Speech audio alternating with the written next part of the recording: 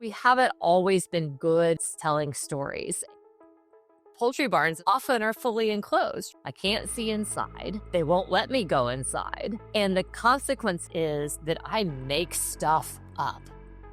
We have to show, we have to tell, and we have to talk.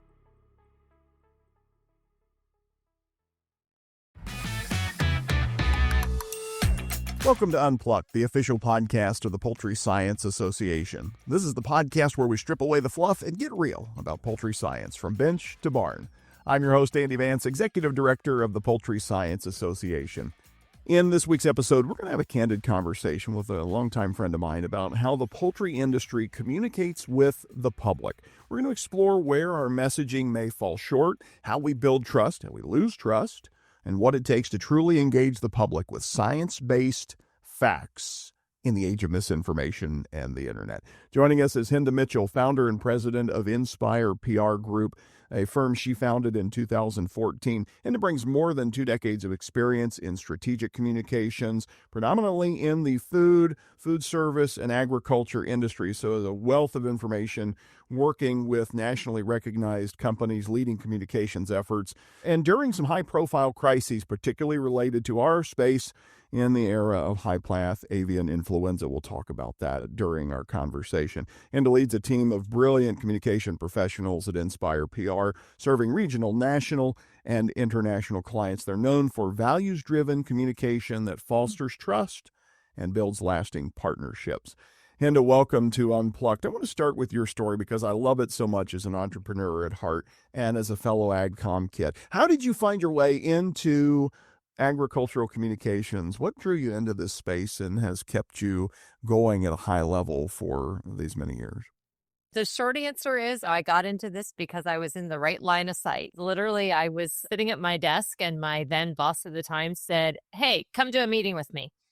And I was like, "Okay, where am I going?" And he said, "We're going to go to a meeting with a bunch of egg farmers." And I was like, I don't know anything about egg farming, right? I eat eggs, but this is the extent of my knowledge. And I was at that time 3 generations off a farm. My great grandparents farmed in rural Ohio, but I had not been in that space. I got my food at the grocery store just like everybody else. Maybe thought eggs grew in cartons, not with chickens. And so it was a line of sight moment where I got pulled in because he was going in to consult with this group of egg farmers about some challenges they were having, ironically, about communicating with consumers and dealing with animal rights issues. And that was the Ohio Egg Farmers, Ohio Poultry Association, and they are still our client today. That's amazing because that is one of your marquee clients that you've built this just tremendous trust with because of some of the challenges that you've helped them through and the growth in that industry. And you mentioned, of course, the animal rights. I think we'll talk about that a little bit later, along with Sure. with high path, because it feels like we've moved from one constant source of communication stress in our industry and the animal rights movement 20 plus years ago to now high path. But I want to talk about not just your exposure to the egg space, but you've worked across a wide range of industries, as I mentioned, introducing you.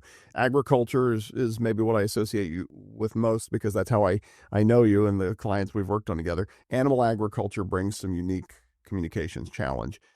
Why is it so tough for us in this space to get the messaging right? What are the things that are unique to maybe the animal agriculture industry in specific that makes this particularly challenging for us as communicators?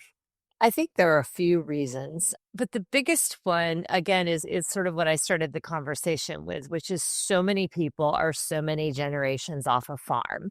And you think especially about people who live in these large urban markets, Chicago, New York, LA. There are just a whole lot of people these days who have no frame of reference for what animal agriculture looks like. And that plays out in several ways beyond that, because it isn't just, I don't know it because I haven't been around it. It is also about scale and this need that exists simply today to feed a whole lot of people. And to feed a whole lot of people means that we have to farm at scale. And that means we are raising animals at scale. And in a lot of those cases, those animals are cute and cuddly, especially, a duckling, a chick, a calf, a lamb. And So we have this sort of dynamic of, I don't understand it, but I want to protect these creatures. So that's one piece of it. But this issue of scale, especially in, the last really couple of decades, has sort of changed the playing field even more in animal agriculture, because with scale comes a lot of other sort of look-ins, as I call it, where people are looking in at what we're doing, right? And they're looking in and they're wondering, how are we managing that environmentally? How can we possibly ensure animal welfare in a farm of size? How can we possibly take care of employees when they have to work in a messy barn every day, or they have to handle things like manure? So the questions just keep coming, right? And what I don't know makes me ask more questions. And the hope, of course, as a communicator, what you all do every day, is that gives us an open invitation and a platform to tell our story. But we haven't always been good in animal agriculture at telling stories and about talking about what we do. I will tell you, early on, when we were with this point that sort of started my AgComs career, we were dealing with an animal rights issue, and they were talking about what happens inside a barn where egg laying hens are raised. And as you might imagine, it wasn't particularly flattering. And at the time, you might remember too, there was a lot of undercover video happening. Huge. They would Right. they would break into barns.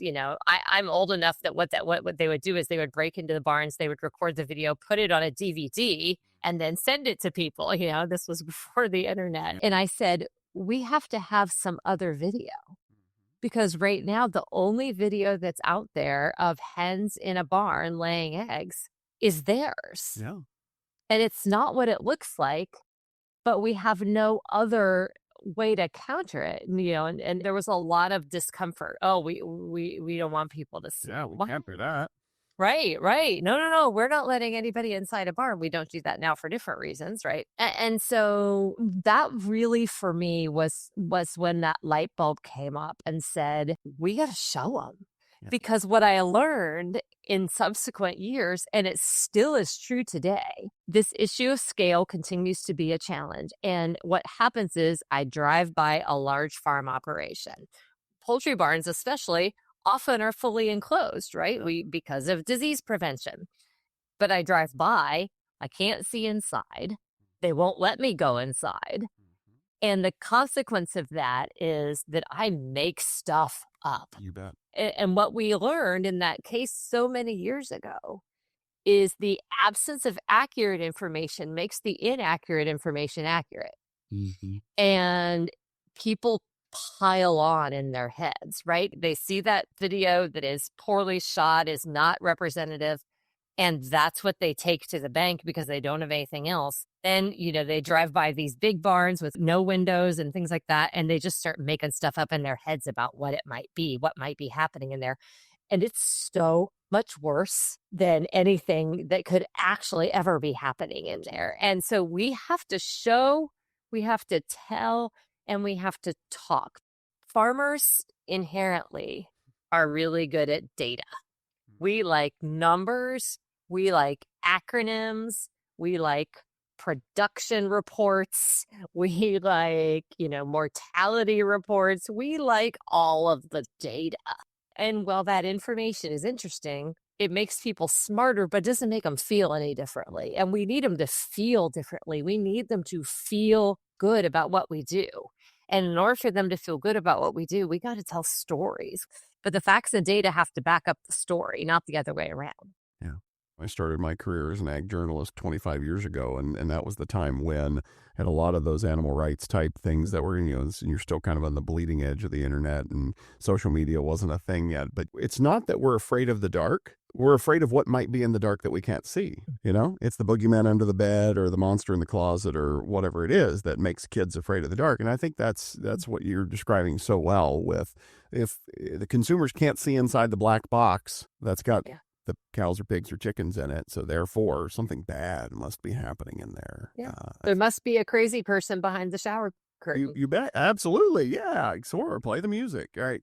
So thinking about this challenge, because we as an agriculture community and maybe agriculture communicators specifically have been dealing with this challenge on these different areas. I think it's the same challenge that just reappears, whether we're talking about animal rights or animal disease, or we could be talking about, if we're on the crop side, we could be talking about GMOs or chemical applications. The problem, I think, is the same. The circumstances might be different.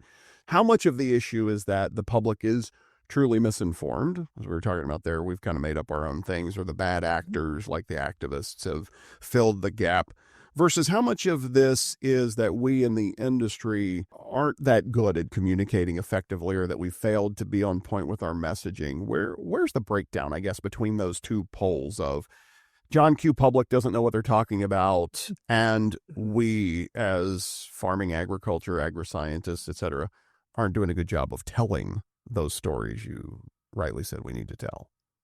It's all of the above. And it's different on different topics, right? Because we're talking a lot about animal care, but it isn't even just animal care, right? It's also environmental responsibility, and it's also sustainability and all of those other things. But there's a lot going on in the business of animal agriculture. And it's a lot for someone who really doesn't need to know it, right? They don't need to know it when they go to the grocery store, but they do that, right? Everybody eats. And so there's always some level of thinking about it. So are they misinformed? Perhaps, but not entirely. I think it's more this issue that we sort of started talking about, which is we let there be an absence of information. And in that time that we were in that, oh, no, we don't talk about what we do. We don't show people what we do in animal agriculture. In that time, we let other people sort of tell our story for us. And so we're playing catch up. I would say even today, we are still playing catch up. Yeah. And again, it's not just against people who are detractors of animal agriculture, but it's also, again, that we got to flip the script in people's heads, because they made up their own stuff when we weren't educating them on what we do and why we do it. And, people inherently also can be uncomfortable with scale of any kind, right? Bigger is not always better in the mind of the consumer, but we want affordable prices. Yeah. And we want access to food. And so I think in the public, there's a certain amount of cognitive dissonance, right? Cage-free laying hens is a great example of this, right? If I asked 100 people, do you think hens should be in a cage, or do you think they should be cage-free? 99 out of 100 of those people are going to say they should not be in cages, right? Yep. And they're going to go to the grocery store, they're going to buy conventional eggs. Sure.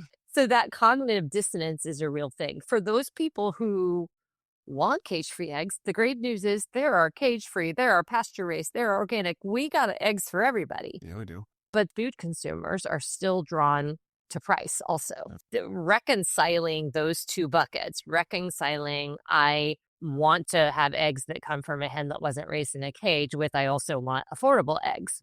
And that's, I'm using eggs as an example, but it translates across the board because everybody's thinking about that kind of care. I work with a pork client and trying to explain things that are common practices in agriculture. They don't always look great. You bet.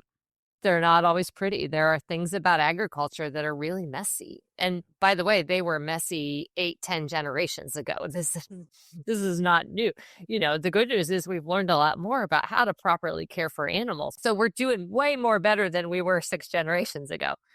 But some practices still are agriculture specific practices. And if I don't have a frame of reference for that, it's going to be harder for me to understand it. And so there are barriers. And on both sides, one of the things I often talk about when I'm doing public speaking is I say it's 80-10-10, right? 10% of the people are never going to like animal agriculture. 10% of us love animal agriculture. And then there's that multiple middle, right? That 80%. And so those are the people we try to talk to. And one of the things that I think animal agriculture over the years has made some mistakes on is we tried really hard to convince the activists of something else. Yep. Well said. And it's clear there's a lot of noise, maybe I would say, when it comes to food and farming information online. Sometimes I joke that the internet was a bad idea. You earlier made the case strongly, and I would support it, by the way, that we like science and data. I got a degree in economics. Data's great. I work for a bunch of scientists. Science is our touchstone. That's our North Star. And yet, emotion, narrative, story, we know as communicators that's far more effective than the facts and the figures oftentimes. So, how do we maybe balance that so that we lead with fact, empirical truth, but do it, in a way that we can reach people where they are with emotion and get them in the heart when we're really primed to hit them in the head? How do we know? What's some advice you might have about how we kind of meet people where they are in that regard? When I think about your membership and the scientists and the veterinarians and the nutritionists, and I think about the science that they practice, the things that they have brought to the agriculture community, it's what's made us better, right? It's why we're better than we were. We are better at animal care. We are better at disease prevention. We are better at manure management. All of these things, we are better because of science. And so I'll use nutrition as an example. What we've learned about nutrition and what nutritionists and those folks from that scientific background, what they do in formulations, in feed ingredients, that's science. Yeah. Why do we do it? What's the reason? What's the purpose? We do it because it's better for animals. We do it because it keeps them healthier. We do it because it helps them live longer. We do it because it improves their lives in so many ways. And that's the story, right? The science is behind the story. The story doesn't really exist without the science. It only goes so far. But when you talk about the why, right? What have we learned when we have, a lot of different industries, they have scientific folks advising them on a number of different things and helping them understand how, we can be better at performance, better at production, better at care. And all that they do, I would like to say, informs the story. It isn't necessarily the story, but it informs the story because we can't say we've made so many improvements on how we feed poultry, and that has led to better sustainability, better animal health.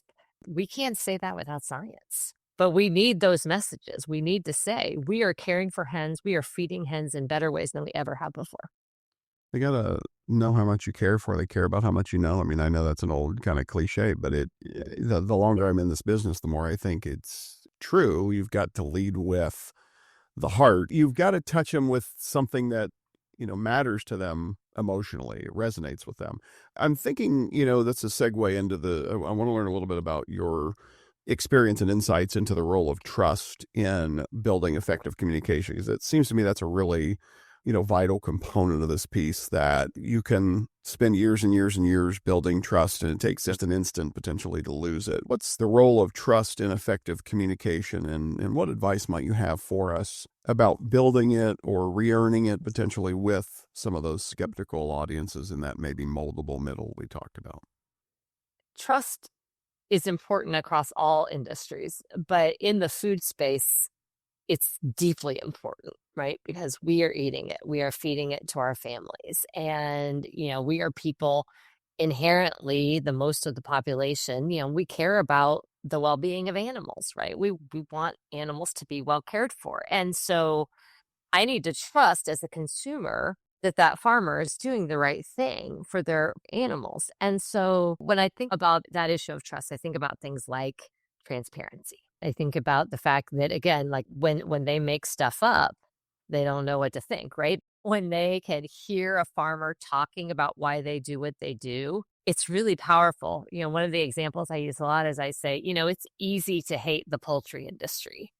It is really hard to hate Jimmy Johnson farmer, right? Like when you have met him either through video, through a speaking engagement, or whatever it might be, when you hear that story, when you see it on a website, whatever it might be, you're like, oh, okay, I can really not like poultry production, but it's hard to not like that guy because he's pretty great. And so that's one thing. I also think that it is about helping people understand. One of my favorite things is, when people say, you're not producing food that is safe. That one gets me, right? Because I'm like, what do you think these farmers are eating? Right. They're eating the same food they're producing for you. And that is a very powerful way to build trust, because ultimately Why would I give you food that's not safe when you're eating the same food my family's eating? It's hard to argue that point, right? Yeah. It's like, oh, same with environmental issues. My family lives on this farm. Why would I want polluted water? Why would I want to screw up the air? The same air we're breathing. And so those are really powerful ways to do it because again, we all have that link. We all have that connection to be able to understand maybe I didn't grow up on a farm, but I'm eating the same egg, I'm eating the same breasted chicken that somebody else is. And he raised that chicken or she. And isn't that powerful? We have to build trust, and trust starts with transparency, and it also starts with doing the right things, right? You can't build trust from talk only. There's no message I can write that will build trust unless on the back end, what the message says is what's actually happening.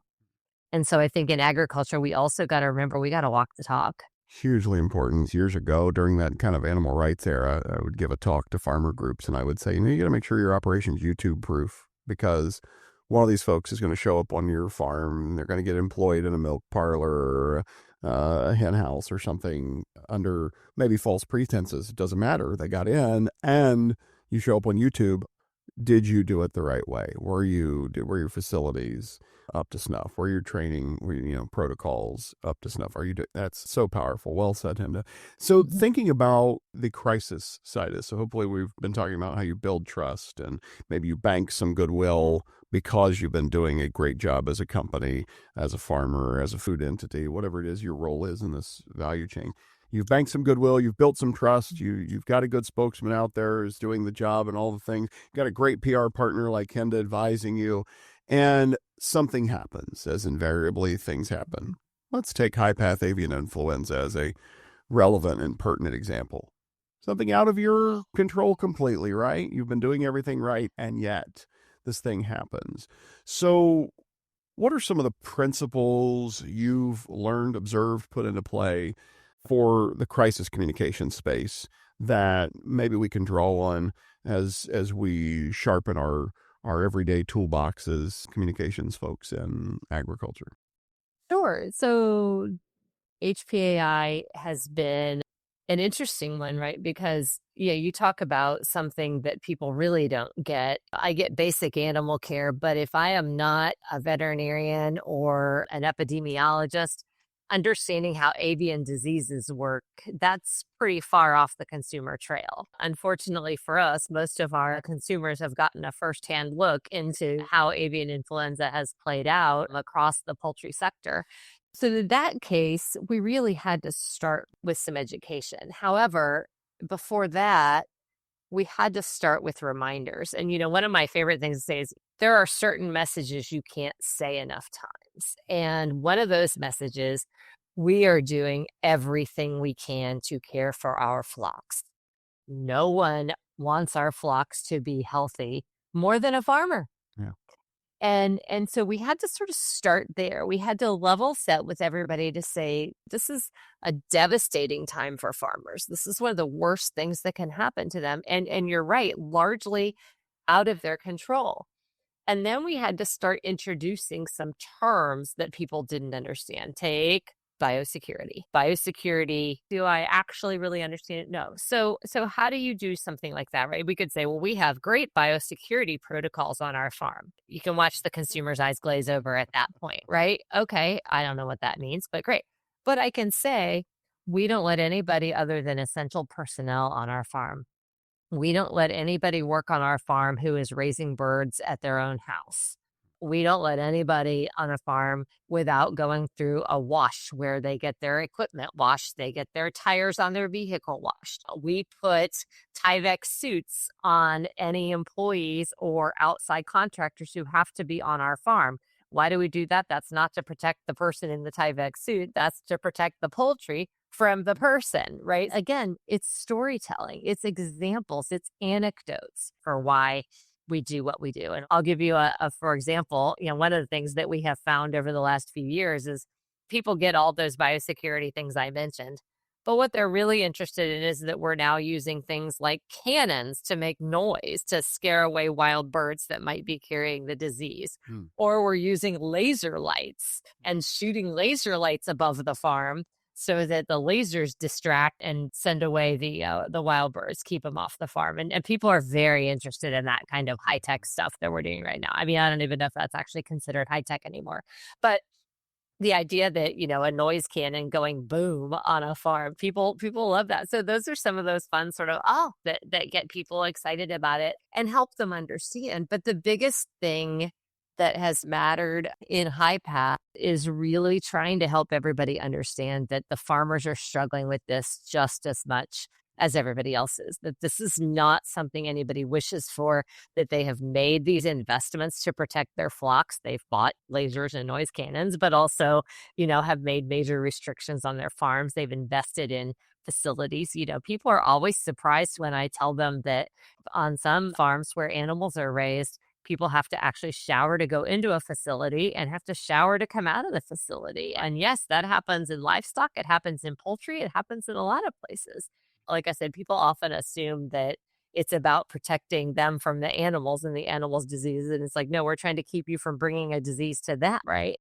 We really with HPAI had to really walk back a little bit and say, okay, this is something people really don't understand and really don't know about. And how can we create some examples, some ways to say, here's what we do to protect our birds. We are doing these things each and every day. One of my favorite poultry veterinarians, he's great at using analogies, and analogies are really great for bringing science down to the human level. And like he said, we were talking about biosecurity and we were talking about HPAI vaccinations. And he said, it's like a ladder, right? And the virus, the HPAI virus can climb a ladder. Biosecurity takes that bottom rung off the ladder, right? So it makes it a little harder for the HPAI to climb that ladder. Adding vaccination takes another couple rungs off that ladder, right? So biosecurity can do something, but it's not foolproof. When scientists can bring those kinds of analogies to the consumer, to the person like me who then gets to repeat them to people and write them in things, it's so much more effective. And so, we just have to keep talking about the commitment, keep talking about what we're doing to try and prevent the disease, keep talking about the fact that we care about our animals. We can't say it enough times. We operate, and you and I, our conversations kind of covered, 25 years worth of different challenges and, different issues, as you noted, agriculture, especially the animal agriculture industry, many different fronts where we could conceivably be fighting communication challenges, from the environment to animal care to disease and the well-being, and the intersection between avian and human health. And we could just go on at the number of different fronts where we could be fighting this fight.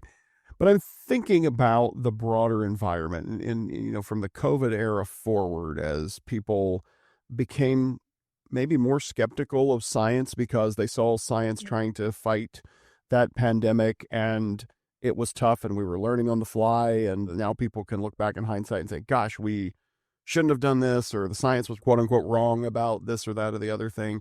You're now in a geopolitical environment where there's more pushback on science and scientific leadership than maybe there has been in the past. Does it make it harder for us in agriculture communication, maybe specifically in scientific communications, to do what you're discussing effectively? Do you have any advice or tips in how we communicate effectively in an era where maybe people are more primed to be skeptical than in the first 20 years of your career?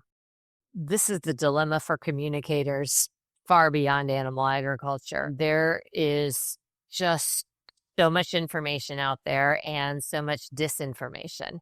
And the more salacious the disinformation, the faster it spreads. Yeah.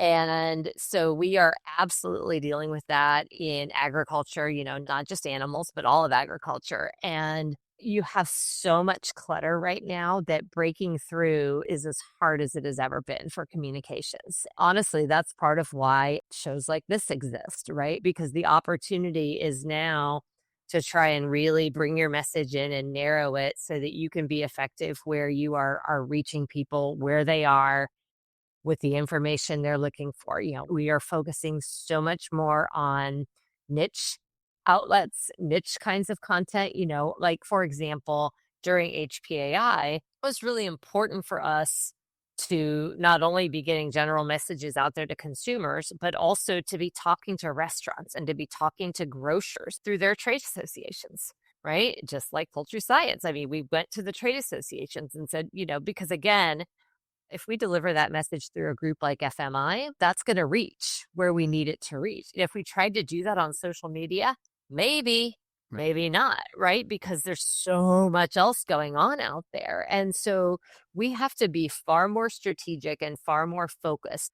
We're spending a lot of time creating our own content, right? And making sure that we can have a good bank of resources. So if somebody goes online and they Google avian flu or bird flu, are they going to get to our resources where we know we can have information for people who are looking for it? And that's becoming far more important than ever before as well, because you want to own that message and establish yourself as expert, so that when people are looking for accurate information, you have a fighting chance of getting to them in the era of all of the misinformation. There's a lot of misinformation around HPAI, for example. There's a lot of misinformation around environment. And so making sure that information is out there for the people who want it, making sure that information is out there for the media who are the conduit to get to those audiences too. We're doing a lot more today also with visuals, because again, people with that clutter of information, that onslaught constantly online, the ability to deliver something in a visual message quickly versus making somebody read something is also becoming more powerful. So we're spending a lot more time on video. We're spending a lot more time creating infographics. For example, on HPAI, one of the biggest challenges we've had is communicating about repopulating flocks. So what happens after we lose a flock to HPAI? What are the steps? I mean, this is back to Animal Ag 101, right? We can't just repopulate overnight. There aren't just extra birds waiting to be put into a barn. We ended up creating a lot of sort of process-based infographics that would help people understand the flow of how that works and the time it takes.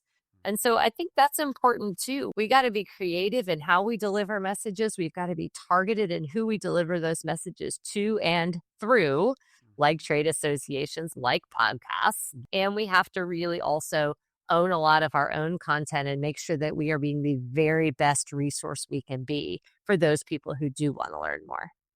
As we wrap up our time together, Hinda, what are you most hopeful about when it comes to, or most excited about perhaps, when it comes to the future of how we build public trust or maintain public trust in science, in food production, in animal agriculture? Ultimately, it's good news for us. The consumers want to know where their food comes from. They want to know who the farmer is who raised that food for them. I think back 30 years when that group of Ohio egg farmers was ready to tell their story, and they really were pioneers. The world was not ready for them, but they were ready for the world. It was powerful.